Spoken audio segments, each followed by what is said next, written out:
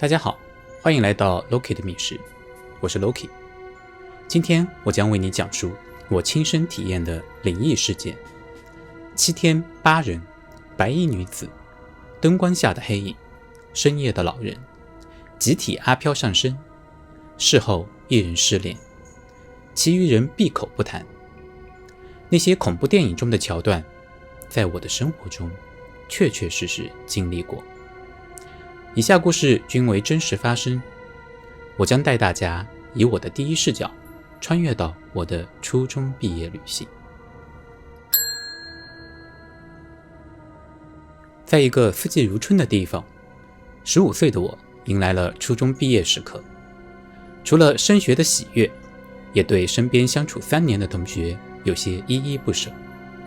几个相熟的同学聚在一起，聊着未来的去向。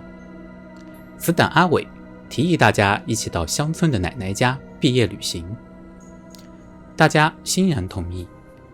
于是一行人约定好时间，打包行李，准备着开启快乐的旅行时光。谁也没想到，等待我们的是一段恐怖旅程。约定当天，我们一行8人来到约定的地点，准备乘车去阿伟的奶奶家。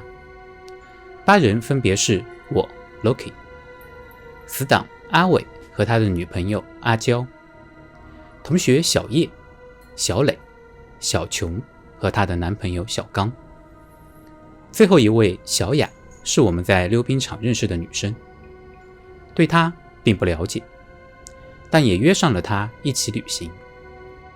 因为路程比较远，到达时天已经快黑了。我们提着行李来到阿伟奶奶家楼下，发现是一座在田间自建的3层小洋楼。虽然觉得有些简陋，但也很是新奇，毕竟在城市久了，都忘了田野生活是什么样了。放完行李，整天都在车上的我们觉得什么都没做就要休息，实在无聊。听阿伟说附近有个水库，于是我们决定带一些零食到水库边露营聊天。到达水库后，一些人去了水里游泳，一些人在岸边聊天。等反应过来的时候，天已经黑透了。大家正准备收拾回家，水性极好的阿磊在水里忽然扑腾了几下，飞快地游上了岸，并告诉我们有人在水里拉了他的脚。大家虽然不相信，但心里也难免有一些害怕。回家要经过一条漆黑的田间小路，每过一段路才会有一盏路灯照亮地面。忽然有人说了一句：“那儿是不是蹲了一个人？”看过去，只见路灯下一个非常黑的大盒子放在路上，一动不动。奇怪的是，灯照不出它的模样。大家也不敢多想多看，开着玩笑就快步走过去了。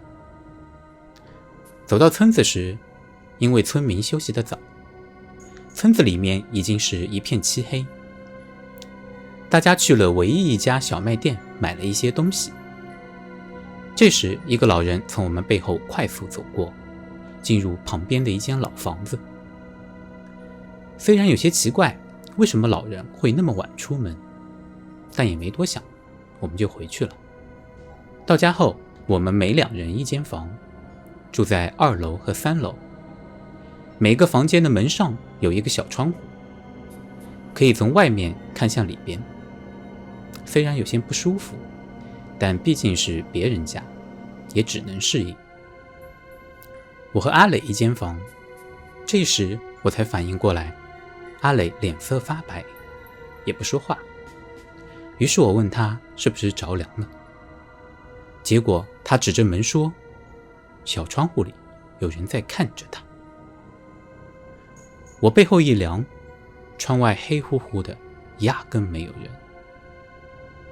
奇怪的事情自此一发不可收拾。阿磊脸色越发惨白，问我有没有听到铃铛声。我仔细一听，叮铃叮铃，确实有像一串小铃铛在摇的声音，但不知道是从哪儿来的。这时3楼的人都下来到我们房间，有几个人同样面色惨白，说看到了一个很高的白衣女生在他们窗外闪过。惊恐的我们全都挤到了一间屋。阿伟的爷爷奶奶听我们说完来龙去脉以后，就准备带我们去田间烧点纸钱。出门时什么也没有看到的我大声说了一声，有什么东西就出来给我看看。还没走出几米，我没有感到冷，也没有恐惧，但浑身开始不停地哆嗦，以至于无法说出完整的话来。阿伟奶奶让我带着阿磊先回家，他们去烧纸。回到家，哆嗦缓和了的我听到了非常大声的铃铛声，就问了旁边的阿伟爷爷有没有听到。他却回答我什么也没有听到。大家烧完纸回来简单的收拾下，提到了铃铛声。小雅忽然说她来到这儿就把手上的小铃铛绑在了船角。看阿磊好些，大家让他赶快拆了，也就没说什么。8人挤在一间房间就睡下了。第二天，我们去看了那个黑盒子所在的地方，那儿什么都没有。老人进入的房，门上了锁，里面有一口棺材。接下来几天，年轻的我们也自在地去玩，尽管有一些奇怪的小事儿在发生。比如有一天，我和阿磊在2楼看电影，大家在1楼准备晚餐，听到身后有裤子拖在地上的摩擦声，我俩都觉得有人想来吓唬我们。一阵眼神交流后，我们准备反吓这位不速之客，结果等了许久，没有人出现。下楼一问，压根没人上来过。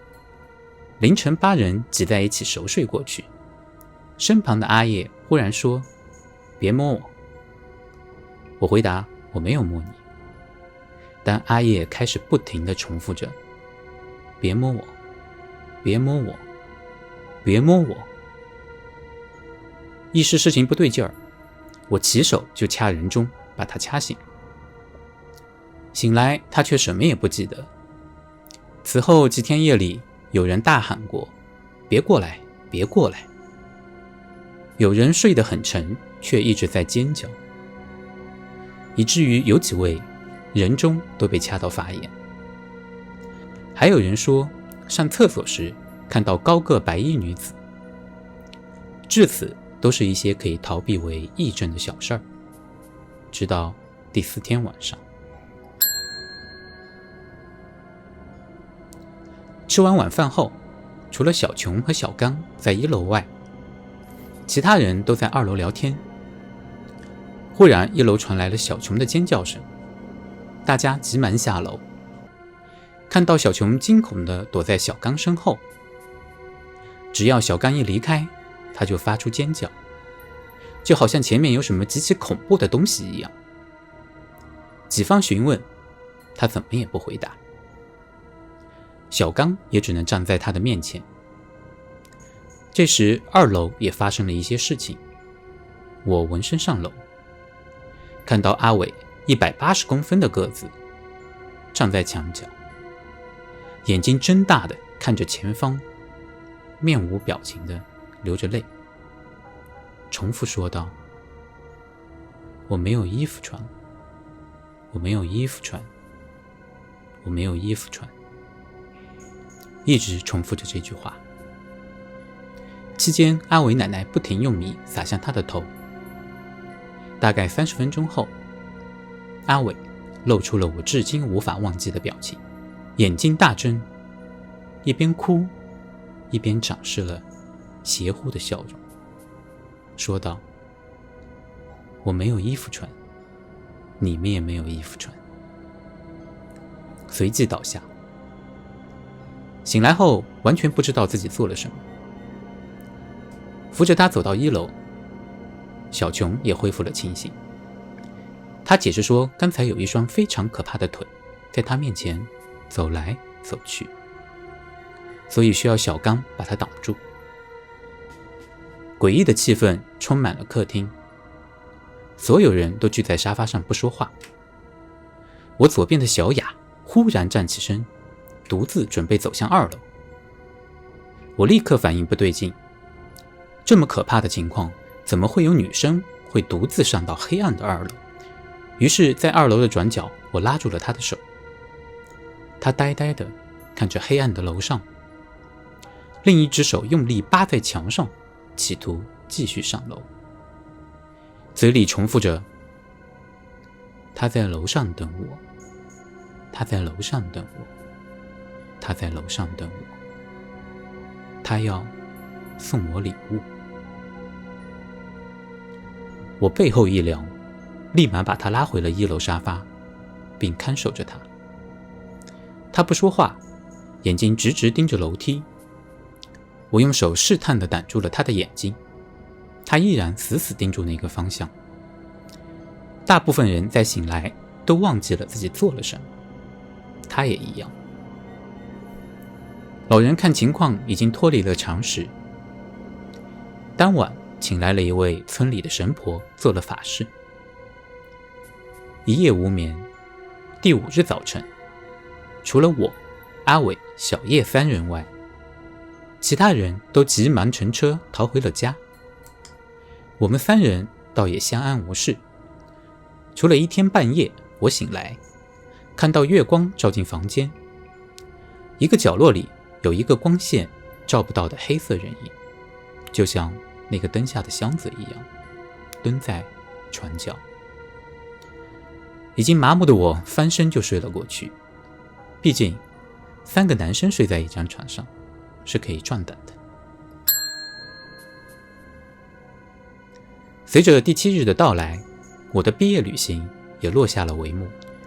事后，成年人们反复和我们说，是我们吃了野菜中毒产生了幻觉。这些年互相也不曾提起此事，直到20年后，我和阿磊电话确认，他含糊地回答：是发生过，你没有记错。在他们离开后的几天，小雅曾给我电话，说当天他妈妈到车站接他，下车的时候问他道：你朋友呢？刚才不是2个人上车吗？之后我和小雅在几次聊天后失去了联系。后来确认，中邪当晚，天台的门莫名打开了。如果我没有抓住小雅，那还会发生什么呢？以上均是我真实经历，因为篇幅问题，一些细节无法写进去。大家有什么问题可以留言问我，所有的细节我一清二楚。欢迎来到 Loki 的密室，我是 Loki。订阅这个频道，每周看奇案，带你看清黑暗中的双手，远离那些隐藏的恶意。我们下期再见。